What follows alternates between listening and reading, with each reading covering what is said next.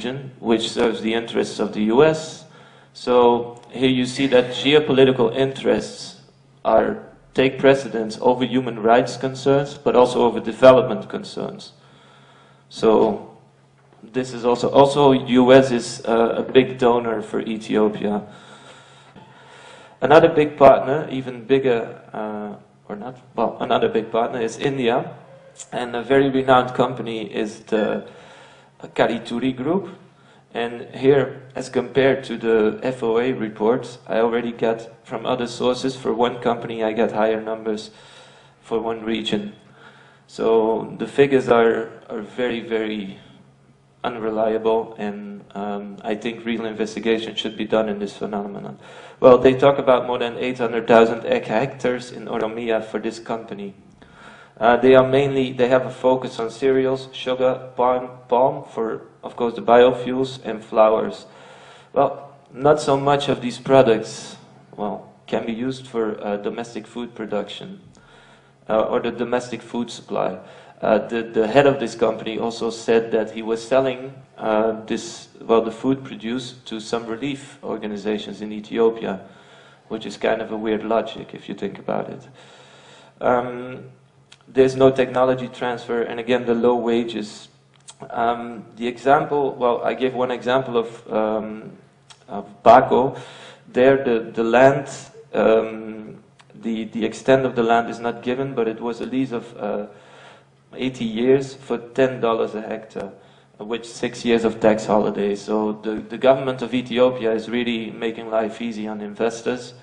In Kenya, for example, flower production has come under a lot of public pressures because I believe it was one child that died in an irrigation system there. So the Kenyans are becoming more and more critical towards flower farming and all these things. So the investors, they look for other ground, which is also suitable, and maybe a more friendly government, in this case Ethiopia. Well, we discussed, well, many speakers, also Getachew, talked on the flower farming.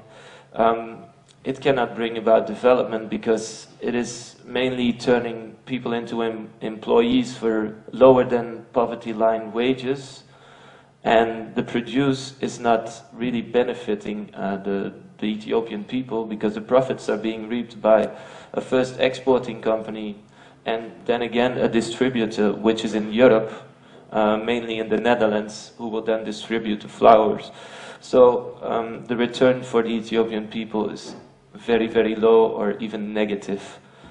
Well, a lot of export revenue from this explains part of the economic growth, although flowers are not that important for Ethiopia. Coffee is still more important. And then again, also there's the environmental issue. Flower companies can be highly polluting for groundwater. There's many reports of workers with damaged immune systems. I think the environment, well, the government says the company will, the sector will self-regulate itself, meaning as we are not going to bother putting in any rules, we just trust on it that everything will be all right. So chemicals which are in other countries, prohibited, they can still use them in Ethiopia, with of course severe health consequences and environmental consequences. Also, women suffer from miscarriages, and well, we also touched upon this. Many rivers and other things and other natural riches in Ethiopia are under pressure. Also, to the contracting parties, well, the information in these contracts should at least be made available to the Ethiopian public, so they can hold their government accountable for the deals they are undertaking. Of course, this is not the case. Against the political background we can imagine why. Also, to the government, they should improve data reporting, registering, and publication for the same reason.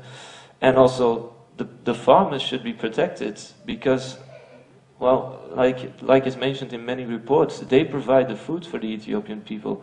And now they come under pressure. They lose land, and actually they should be reinforced. And also they will probably lose out to bigger companies. Well, it's an economic logic. The bigger companies, they can apply economies of scale, which means they can produce on a bigger scale, which will, well, of course, put the smaller scale producer under pressure. It's so a bit like a supermarket model. When there's a big supermarket like the Carrefour, it will also put under pressure the local grocery man, because the Carrefour can make it a lot cheaper. So this is also something to be kept in mind by the ruling party. And then, of course, the labor conditions should be improved. The wages are way too low.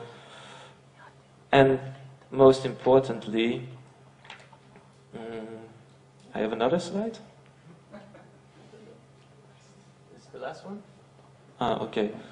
Well, anyway, I will end by the fact that I think about the 8% economic growth of Ethiopia should be applied to poverty reduction and to improve basic living conditions for all Ethiopians. And as we heard earlier, this is not the case, because Ethiopia is still in the back of the peloton for basic living conditions. Thank you very much.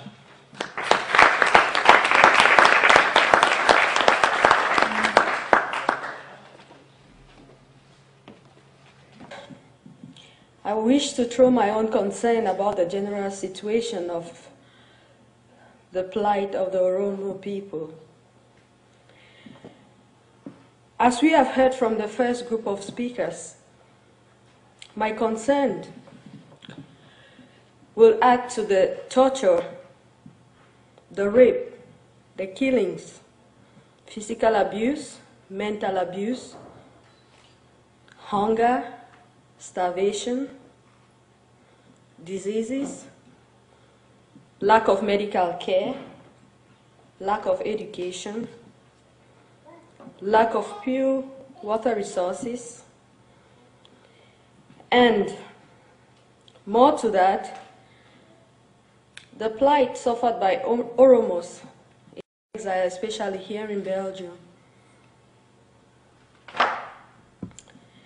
All of these have resulted to a lack of a voice of the Oromos to air their plight in a democratic society as it should be.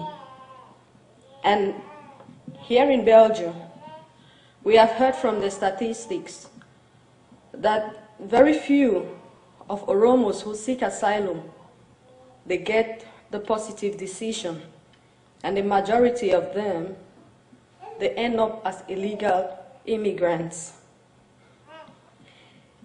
This amounts to a lot of suffering, mental, psychological, and they live in very traumatic state, all because they have this loss of all kinds that we have heard of from the first group of speakers.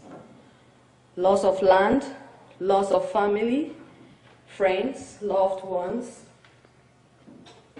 loss of their dignity, loss of position, loss of their identity, and especially loss of a place to call home. But I am throwing my concern on these issues, and that is why I actively participate in bringing out the plight and suffering of the Oromo people by carrying this research on the Oromos. And I will call on more of this opportunity to be granted, more of such audience to be organized, so that with a better sensibilization, we can bring to the knowledge of the authorities in Belgium, in Europe, and the world at large of the concerns and suffering of the Oromo people. Thank you very much.